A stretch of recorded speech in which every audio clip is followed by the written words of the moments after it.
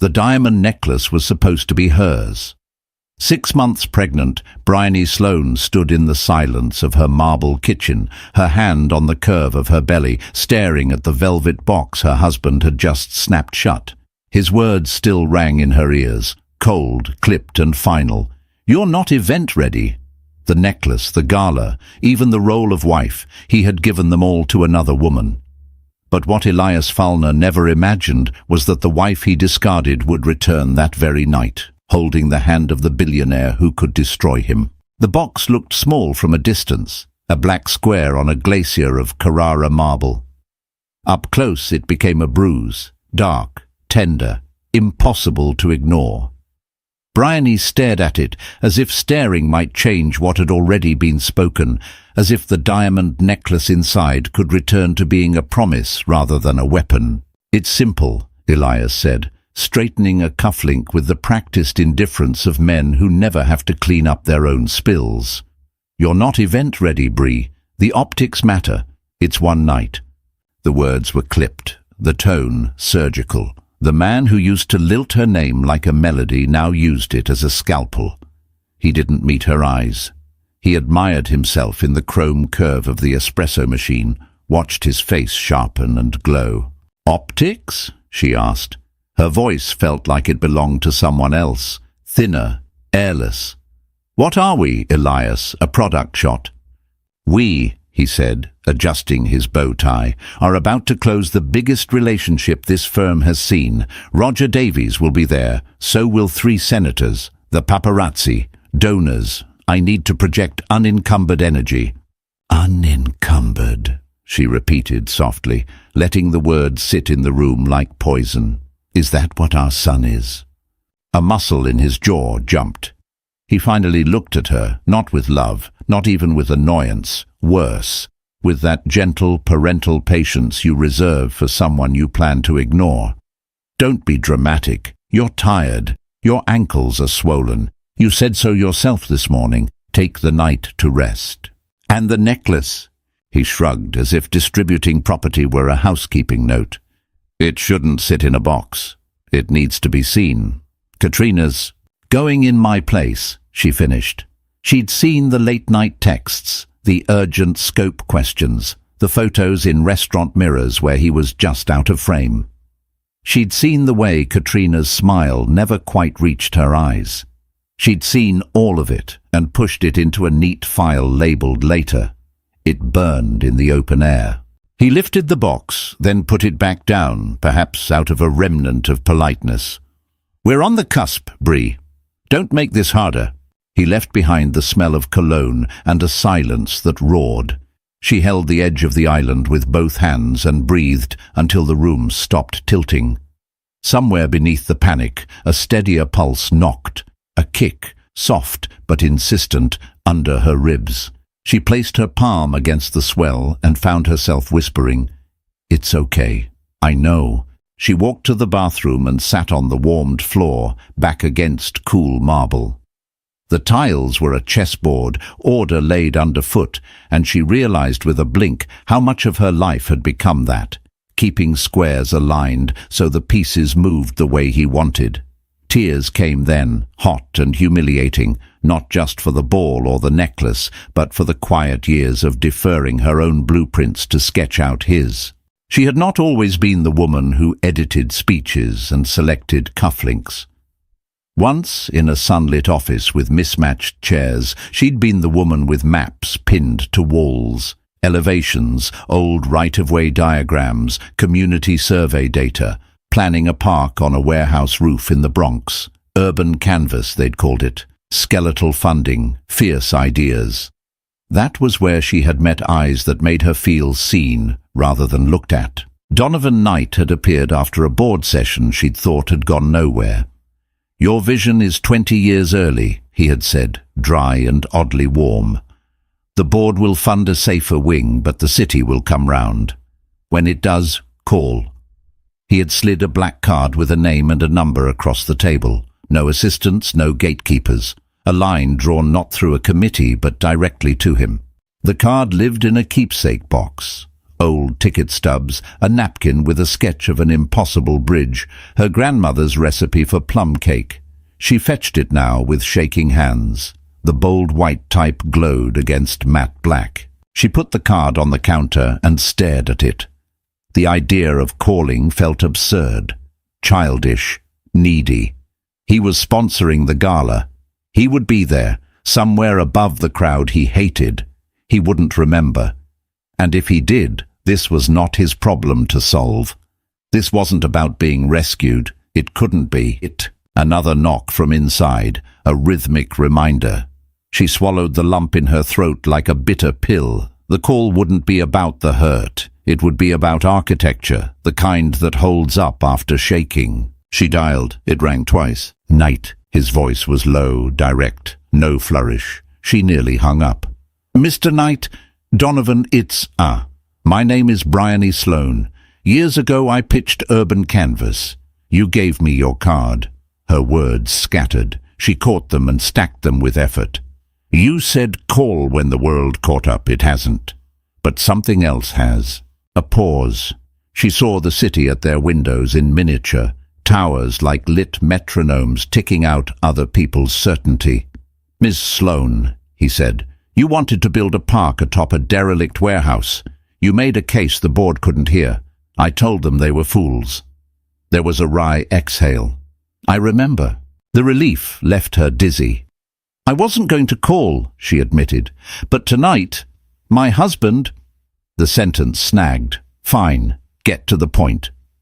There's a gala you're sponsoring. The room will be full of exactly the people who can either open doors or weld them shut. I cannot be erased tonight. I need to be there as myself, not as anyone's plus one. I intend to relaunch my work. I need a partner. Silence hummed. She pictured him scowling at a laptop, checking time zones, calculating optics of his own. I despise bullies, he said, the words flat, heavy as a gavel. And I detest men who confuse optics with substance. Be ready in 90 minutes. A car will be at the service entrance. You aren't coming as a date. You're coming as my partner. A beat. Wear something that makes you feel powerful. He ended the call. The word powerful echoed like a bell. She stood on ankles he had called swollen and walked into the closet. On Elias's side, navy, charcoal, midnight, labels in safe fonts. On hers, soft knits, silk shells, maternity dresses chosen for comfort rather than stagecraft. And then, at the far back, in a garment bag, a siren she'd never dared answer. Deep emerald silk, a cut that emphasized rather than excused, a neckline that said the word woman without apology, empire waist, flowing skirt, a chance. She stepped into it. The fabric whispered up her skin. It fit not perfectly, but truthfully. She took her jewelry box down and passed the small, tasteful things she'd learned to select for rooms where she was expected to be supportive but not bright. Beneath them lay her grandmother's legacy, platinum and onyx, angles and courage. The necklace settled at her collarbones with a cool certainty. Her phone buzzed, a text from an unknown number. A team is at your service entrance. They're from me. Let them in. DK. The bell rang. The woman who introduced herself as Lena assessed the dress, the necklace, the face. We won't hide the pregnancy, she said, calm, competent. We honor it. The man, George, moved like a shadow, checking lines of sight, confirming routes with someone she couldn't see. He spoke once into his sleeve. Asset is secure. Extraction in 10. No press. She almost laughed. A few hours ago, she had been a situation. Now she was an asset. She let Lena angle her chin, lift her hair, brush warmth onto skin that had gone ash pale. When the last pin slid into place, the woman in the mirror looked like someone who could draw a skyline without shaking. Her phone dinged again. A photo. Elias and Katrina in a mirror, diamonds bright at the throat they didn't belong to. Caption, wish you were here, having a great time. The pity in her smile surprised her. She deleted the message and followed George to the service elevator. The car that waited under the city was dark and discreet, a chassis that implied rather than declared. As it slid into traffic, she rested a hand on the life that had made her brave and allowed herself, for the first time that day, to breathe all the way to the bottom of her lungs. Tonight would not be about getting even, it would be about getting free. The car didn't turn toward the Grand Plaza. It cut downtown through bands of yellow cabs and late commuters, braking in front of a brownstone with a door like a secret, ivy climbing its frame, brass polished to a glow. "Mr. Knight prefers a side entrance," George said. "Avoids the scrum." The door opened as they reached for it. Donovan Knight stood framed by warm light, long lines, no wasted movement. He looked like the city if the city had a human face. Not pretty, but inevitable. "Miss Sloane," he said. His eyes took her in. Dress, necklace, the set of her shoulders. A small nod that landed like a contract. "You look like a woman who knows the span and load-bearing limits of her own design." "I intend to," she said, and found her voice had steel in it. He led her not to a salon, but to a room humming with quiet machinery. One wall was all screen, a mosaic of the gala, the red carpet, the roped-off press, the faces of people who mistook being seen for being significant. "Reconnaissance," he gestured. "Know the terrain. There's Davies. He respects money and power in exactly that order. Next to him, Senator Michelson, Urban Development Committee, useful and cautious. And—" he paused, lips quirking. "Your husband, preening. Let him warm the cameras before we walk in." He said husband as if naming a variable, not a person, a factor to anticipate and neutralize. "I meant what I said on the phone," Donovan continued. He picked up a slim black portfolio and offered it to her. "You're not my date. You're my partner. The Knight Foundation will seed your initiative with $5 million. Feasibility on 3 sites you once proposed, plus capacity to hire a team. It moves tonight, if you say yes." Her name was printed on the first page. Sloane Initiative. Crisp, elegant, not embellishment, but signature. Her fingers trembled. "Why?" she asked. The question surprised even her. "Why me? Why now?" "Because you despise my husband." "I don't know your husband," he said, a corner of his mouth tilting. "I know types. I also know the first few minutes of your urban canvas talk by heart. You didn't sell a park. You argued for lungs. You made an old man think like a 19-year-old idealist for 5 minutes. That's rare. I hoard it. The timing. You called when my name on your shoulder will not simply help. It will clarify." "Clarify what?" "That substance was in the room all along and nobody looked. You don't need rescuing, Ms. Sloane. You need amplification." Amplification. She rolled the word in her mouth like a sip of something stronger than water. In the mirror above a side table, Lena's work caught the light. The pregnancy, which had felt like a liability an hour ago, looked like a coronation now. The line of her lifted neck, the onyx points, the emerald fall. "You'll be photographed," Donovan said. "You good with that?" "I don't want a circus." "You made a choice 90 minutes ago that precludes invisibility." He looked back at the screens. "We don't borrow the circus. We own the tent." He glanced down at his watch. Cocktail hour rises, attention wanes. We enter at the trough. We greet Michelson first. 2 sentences about stormwater remediation and youth employment. He's yours. We do not look at Davies until he looks at us. He will, and he will adjust. When, if, your husband intercepts, you'll introduce me as your business partner and use your maiden name. It is both accurate and the most efficient cut. The thought hit like cold water. The name had always still been hers in private places, on notebooks, inside jackets. Hearing him speak the tactic out loud turned sentiment into instrument. "Is that cruel?" she asked before she could stop herself. "It's structural," he replied. "Names are beams. Put them where they hold weight." George appeared in the doorway. "Vehicle is staged, entrance in 12.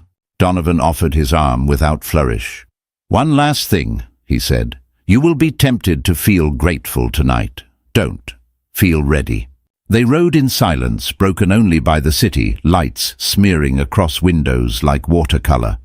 The Grand Plaza reared up, gilded and arrogant, the kind of building that insisted on itself. As they waited in a shadowed corridor off the main doors, Lena's final text arrived. "You look magnificent. Remember who you are." Bryony slid the phone into her clutch and curled her fingers around Donovan's for one grounding breath.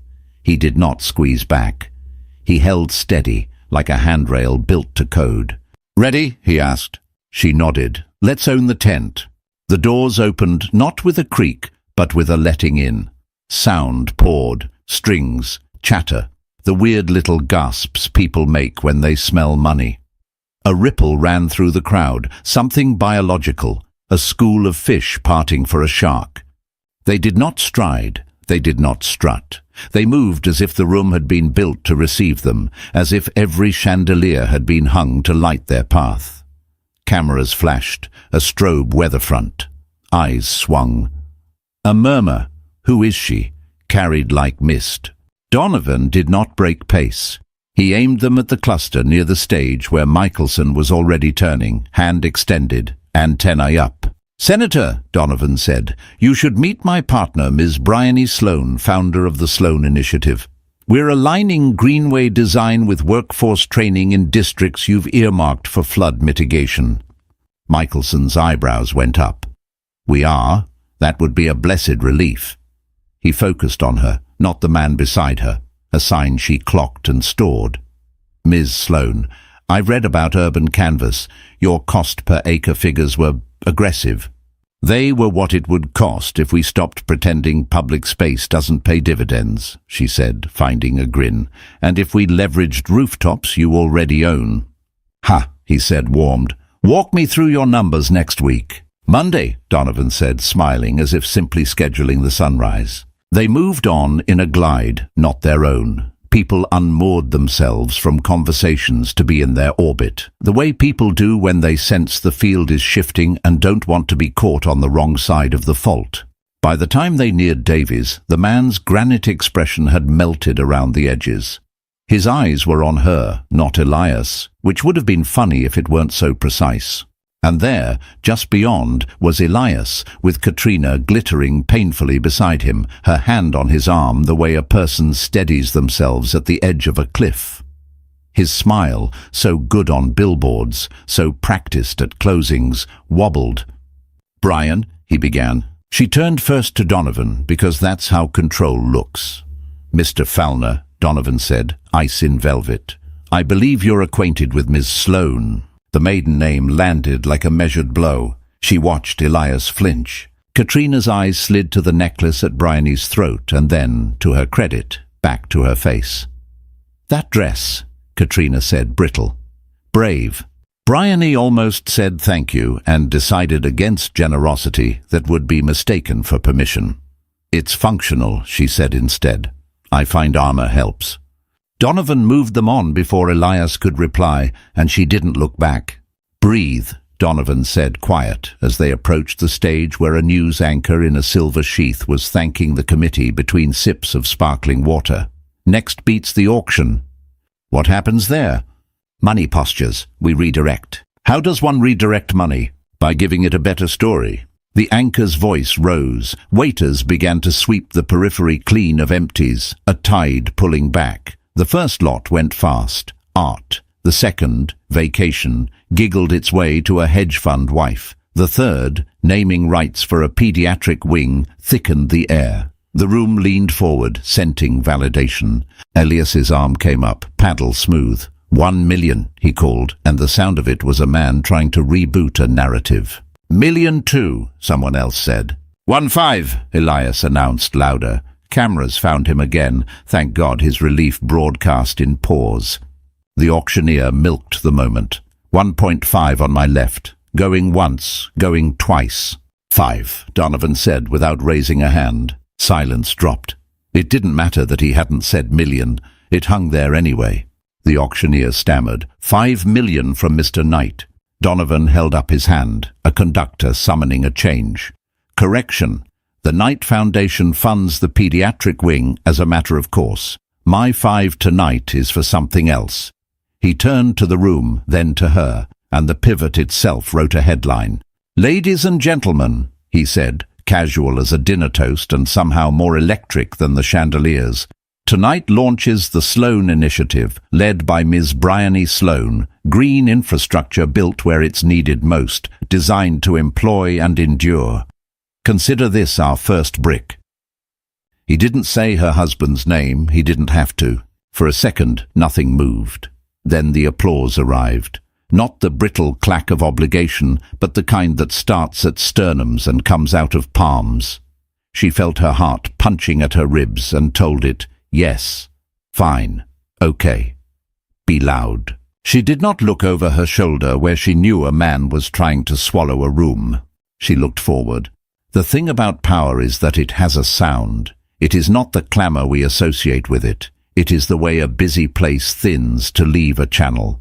As the applause ebbed, the ballroom rearranged itself, like iron filings turned by a magnet. People who spent their careers pretending not to know where advantage lay now remembered. They found her. "It's an honor," said a woman with a museum title longer than her wrist. "We've got a 4-block corridor with no shade. Could your team prototype canopy greens?" "We can," Bryony said, and heard the "we" as new, not her, not an apology, a set of tools in motion. A developer she once begged for a meeting now angled his body towards her, as if he could absorb her momentum through osmosis. "We've got rooftops we can't lease," he said. "Could be a pilot." "Send elevations," she replied, and took his card not like a favor but like a bid. Roger Davies materialized with a smile that did not empty his eyes. "Ms. Sloan," he said, like a man introducing himself to gravity. "I've heard about your work." "You saw it," she corrected quietly. "You just didn't know you were looking." Donovan coughed what might have been a laugh. Davies's gaze flitted once, toward a figure on the edge of the crowd, then returned, recalibrating. "Mr. Knight's support speaks loudly." "Not louder than the projects will," she said. "You'll want to visit when we break ground. Bring boots." His mouth twitched. "I will." There were handshakes, cards, the choreography of influence, a dance she'd watched while holding coats, now dancing without asking permission. She moved through it with instinct, not to punish anyone, not to win small wars, but because the map had always been in her head, and someone had finally given her the pen. "Is your husband always this quiet?" Donovan murmured once they had a sliver of space by a column. "He talks a lot when he's winning," she said. "He doesn't recognize what losing sounds like." Across the room, Katrina was pale in a way makeup cannot fix. She had lost the diamond smile, and with it the thread that connected her to relevance. Bryony felt a brief, acute sadness for a young woman who had bet on optics and forgotten content. Then she let the feeling go. The anchor returned to the mic, offering closing thanks, rinsing the event in gratitude. Waiters reappeared like synchronized swimmers, the band struck a standard, and the floor blurred into pairs. Donovan didn't ask to dance. He kept her near the edge, where conversations happened and deals got sketched on linen napkins. "2 more passes," he said. "Then we ghost." "Ghost? Leave without saying goodbye. Keeps the narrative clean. Never stay long enough for the 3rd photo. That's how you turn into wallpaper." "Do you have a manual for this?" she asked. "I write it as I go." He checked his watch and something softened in his face, just a fraction. "How are you?" "Strangely calm," she said. "Hungry?" "We should have fed you," he said, annoyed with himself. He flagged a waiter and commandeered canapes like a pirate of compassion. "Eat, you're building Rome tonight."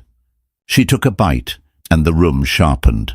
At the edge of her sightline, Elias finally moved toward them, roped by equal parts pride and panic. "Brie," he said, stopping close enough to smell the champagne on his breath, not close enough to be in her light. "Can we talk?" "We're working," she said, and the "we" hung between them like a no trespassing sign. "Working," he repeated, sneering tread lightly across his tone. "What is this, a stunt? You called him, after I asked you?" "You replaced me with your associate and called it strategy," she said, keeping her voice low, even. I called a partner and called it what it is. I told you the optics. Optics didn't fund anything tonight, she said. Substance did. He looked at Donovan as if making eye contact might reorient the universe. You don't know her. You think this is... I know talent, Donovan said, conversational as weather. I don't acquire people. I invest in work. Good evening, Mr. Fellner. He turned away and she went with him, and Elias for once had no line to throw that would bring her back. They exited clean, with only a rustle of curiosity in their wake, not lingering long enough to let anyone talk them into a selfie or out of a principle. In the car, Donovan let his head fall back against the leather and exhaled for what might have been the first time that night. Phase 2 starts now, he said. What's Phase 2? Monday. We carve time on the senator's calendar. We get you a leased loft to work in by Wednesday. We hire an ops lead and a design lead by Friday. We annoy a few people who need annoying. We pay for coffee. She laughed, and it sounded like a window opening. My grandmother used to say, she told him, eyes on the blur of city as they crossed back downtown, that every demolition is a love letter to the building that should have stood there instead. He nodded. Then let's write in ink. At the brownstone, George returned her phone. Press is already warming up, he said. We can put a short statement on the wire, nothing thirsty. She typed. Tonight we announced the Sloan Initiative with seed funding from the Knight Foundation. Our mission is simple. Build green infrastructure that works for the people who live beside it. This city deserves lungs, not fig leaves. Good, Donovan said, reading over her shoulder. You write like an engineer. Is that a compliment? The highest. On the stoop, the night air had the particular city cool that slides under even the best coat. Donovan glanced at her arm. You're shaking. Adrenaline, she said, and the realization that I never ate dinner. He frowned at himself again. We'll fix that in Phase 3, but for now, rest. Tomorrow we start playing the long game. The car took her home not to the penthouse, but to a hotel with sheets that didn't know her name. A deliberate choice. George checked the hall before she swiped. Lena had left a small bag on the bed, flats, a soft t-shirt, a bottle of something that smelled like chamomile and competence. Bryony washed her face and watched the woman in the mirror take off her armor. The onyx necklace lay cool and content on the dresser. She touched her belly. We did it, she whispered. A kick answered. She fell asleep mid-smile. In another part of the city, a man scrolled through headlines with a scowl that deepened into a tremor. But that was a different story, and for the first time in years, not her job to manage. High society loves a neat narrative, especially when it comes packaged with diamonds and humiliation. The story of the night spread like a chemical bloom. A spurned wife arrives hand in hand with the reclusive donor. The husband bids, the donor doubles, then reframes. The wife becomes not a pity object, but a principle. It was too archetypal to resist. By morning, a column called The Verdict posted a recap that read like a ballet dancer wielding a scalpel. The headline did what headlines do. Elevated, simplified, skewered. But even in the barbs there was an accidental fairness. The column grasped that the room had not simply clapped for money. It had clapped for direction. At 11, Elias's phone rang with the tone he used for people who mattered.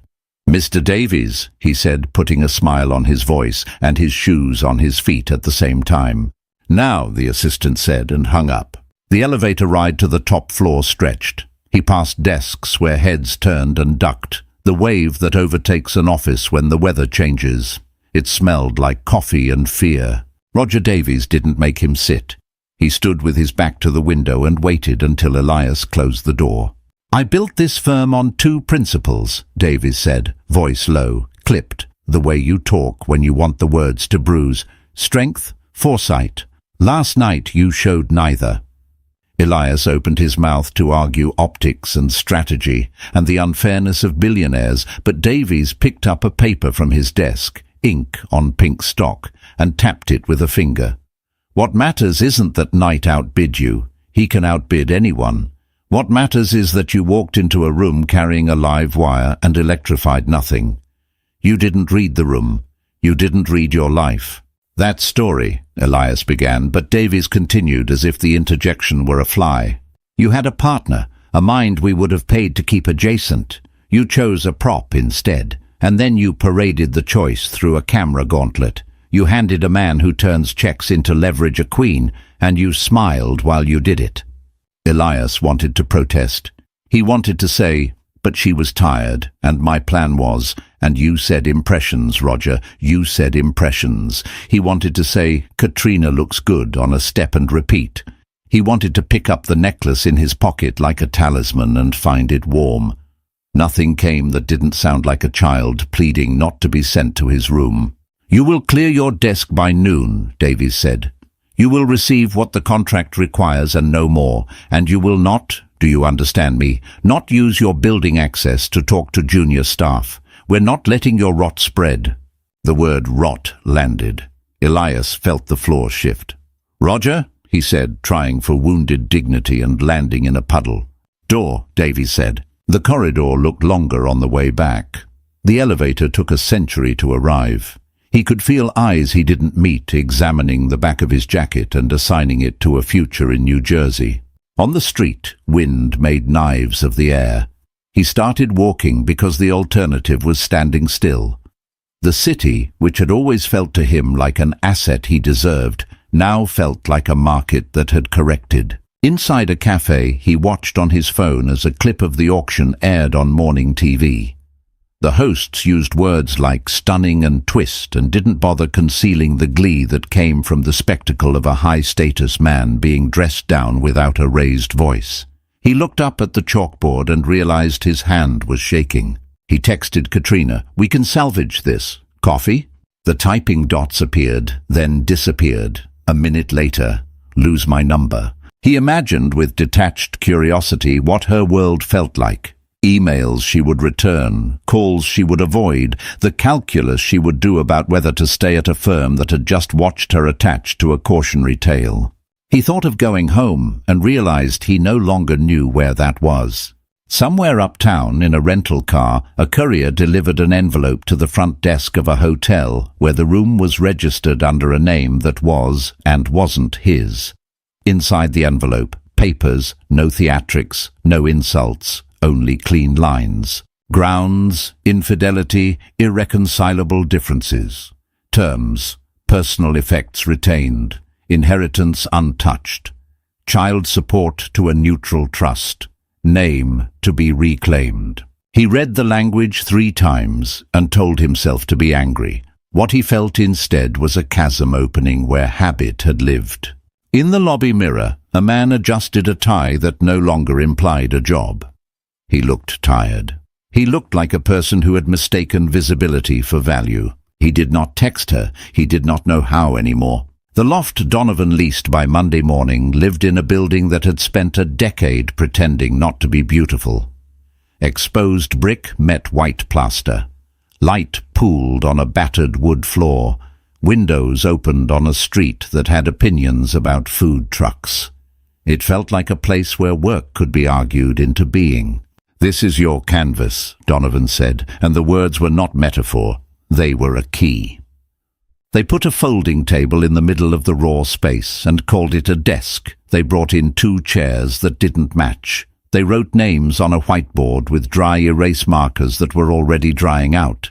She hired the woman who returned her email with bullet points and receipts, operations, and the man who replied with a PDF of sketch overlays, design.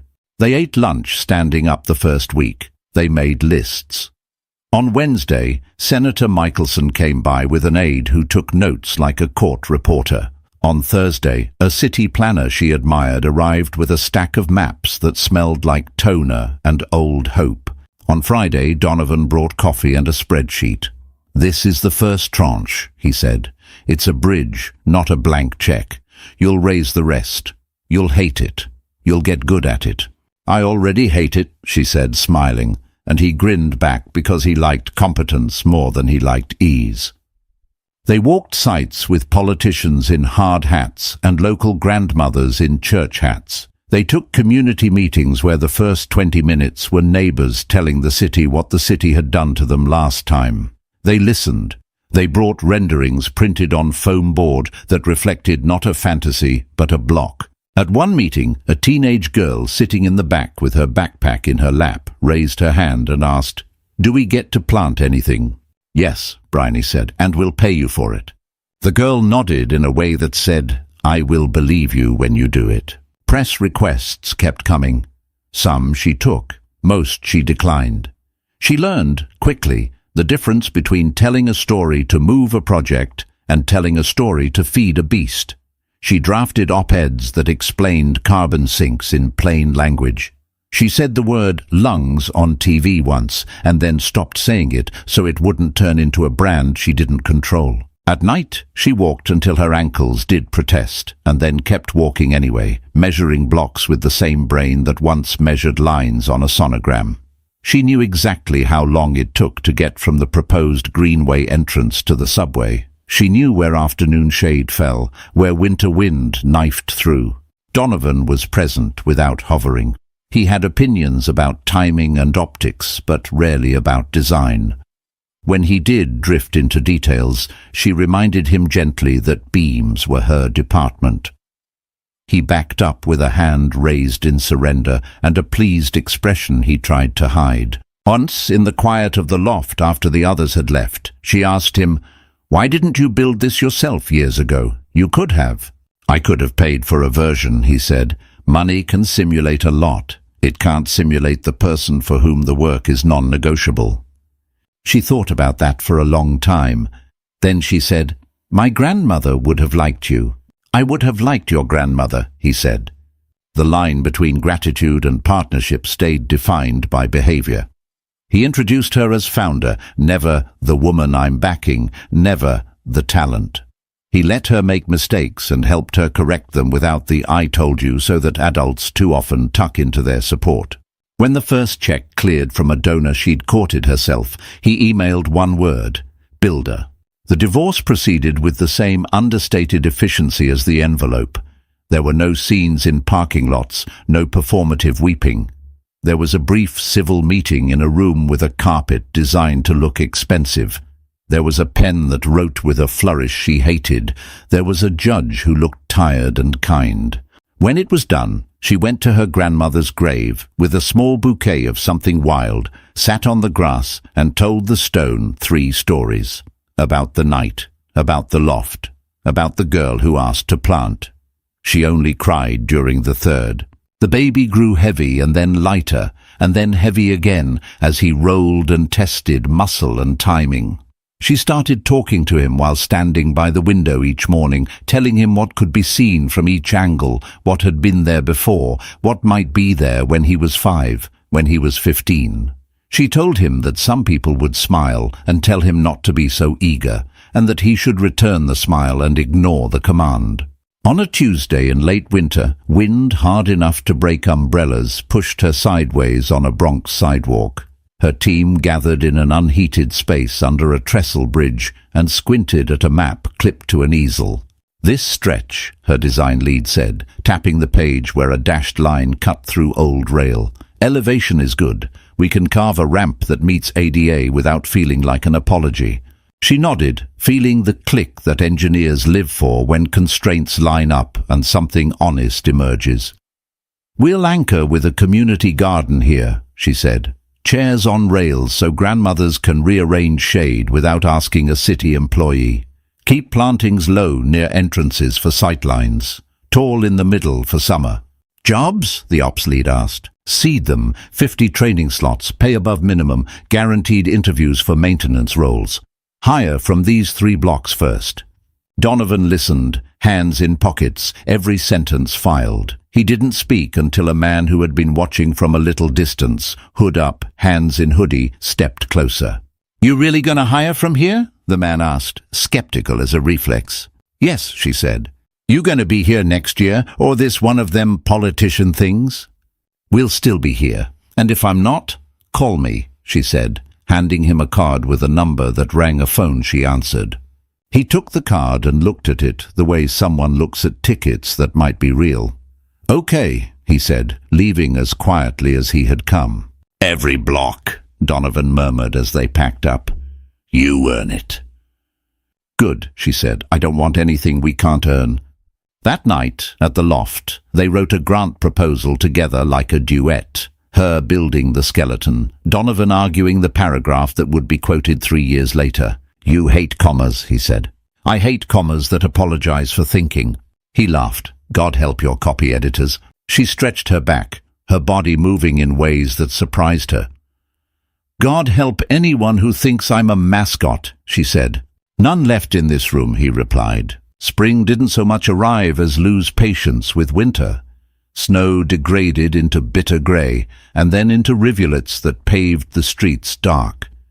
On a Monday morning that smelled like thawing earth, the lease on the Greenway's first section was approved. The signatures felt like the end of one story and the start of one with cranes. They took photographs, because you mark starts. In one, Bryony is laughing at something a neighbour shouted. In another, she is serious, looking past the camera to a place only she can see, eyebrows drawn with concentration. She looks like her grandmother in both. Press came. She did not avoid it. She used it the way you use scaffolding, to hold weight temporarily, to reach something you couldn't otherwise. The story, she insisted, was not the divorce, not even the gala. The story was a ribbon of green that would intercept heat and conversation and small lives. If someone asked about the night, she redirected without scolding. It worked because she meant it.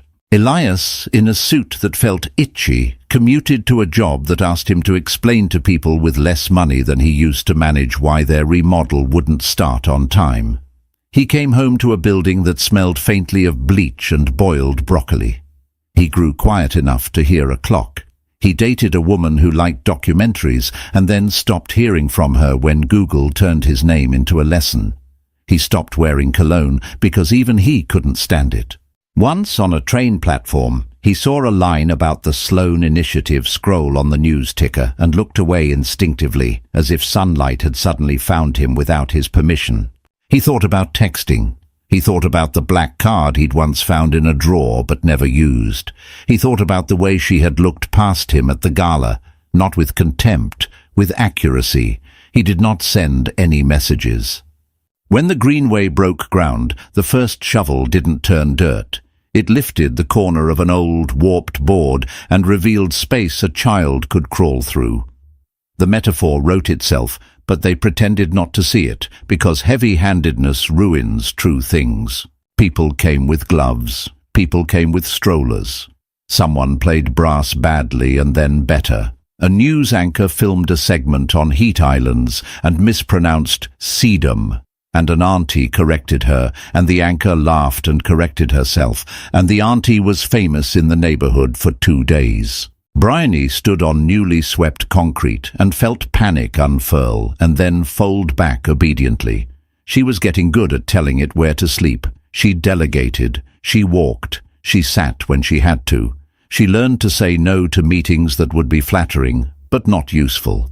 She learned to say yes to teenagers who wanted to paint a mural and to tell them no when their first draft looked like a beer ad. Donovan arrived with coffee and left with 5 numbers written on a napkin. He stood a little apart sometimes, eyes scanning like a sentry who trusts the builders but doesn't trust the world. He did not touch her. He did not hover. Once, as a forklift beeped its slow way across a lot, he said, "This is what money should sound like," and she understood him without asking for a footnote. The last weeks of pregnancy felt like the first weeks of a project. All planning, no visible progress, everyone asking for updates you could not give. She stopped caring whether strangers thought she looked tired. When she rubbed her belly in a meeting, men stopped talking, which she found both infuriating and briefly useful. She developed the habit of drinking cold water before calling anyone who worried her, so her voice would be low and certain. Her son came on a rainy morning that turned the city into a watercolor. It was not cinematic. It was work and breath and pain and a series of competent strangers using kindness like a tool. When the small, slippery fact of him arrived, the room made a noise that made everything else stupid. "He looks like he has opinions," Donovan said later, standing at the foot of the hospital bed with an expression he tried to render neutral, and failed. He had brought flowers that looked out of place under fluorescent lighting and a book of parks with dog-eared pages. "He will," she said, bone-weary and grinning. "We'll let him have them." "You'll teach him to draw them," he said. In the weeks that followed, she moved slowly, then less slowly. She checked sight photos with a baby on her chest. She dozed in a chair that had held a great-aunt through 3 wars. She cried once because the bread went stale, and then laughed at herself and ate it anyway with butter and sugar, the way her grandmother had taught her when she was small. Visitors came and left and promised to stop by the greenway when the trees leafed out. Elias did not come. She didn't ask him to. The trust account appeared as a line on a statement, mechanical, unemotional, the kind of infrastructure that keeps families from bleeding out in court. It was enough. It was what they had agreed on. She did not revise it. A postcard arrived from the design lead on a research trip, a small sketch of a bench with armrests shaped like leaves. "For the aunties," he'd written. She stuck it on the fridge with a magnet shaped like a lemon. She returned to the site wearing boots that had seen better years. The community garden beds were rectangles of neat promise. The teen from the meeting stood with a clipboard, hair pulled back, focus weaponized. "We need mulch," she said. "How much?" 4 yards. "Done," Bryony said. Donovan appeared with a city official and a journalist in tow and a spare umbrella.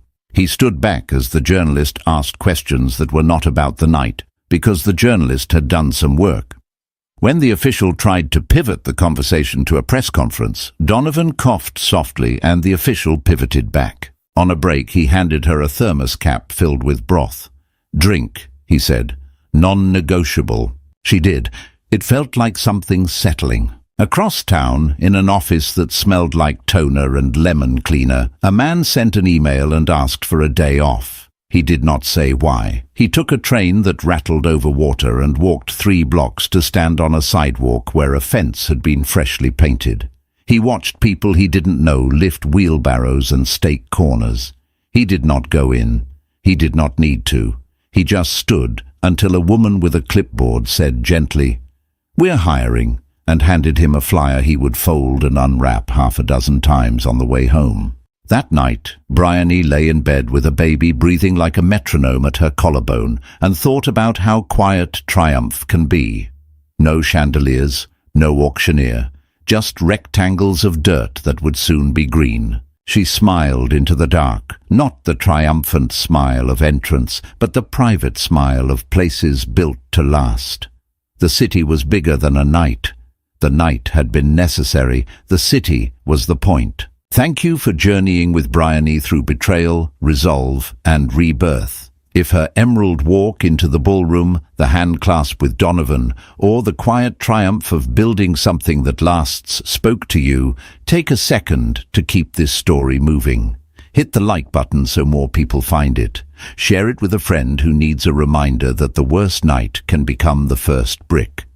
Drop a comment about the moment that hit hardest. Was it the velvet box, the auction, or the final nod of goodbye? And subscribe for more cinematic, true-to-life tales of courage, consequence, and unexpected allies. Turn on notifications so you never miss a premiere.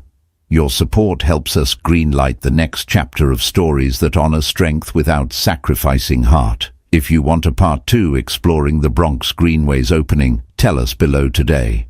Until then, hold on to your vision and keep building.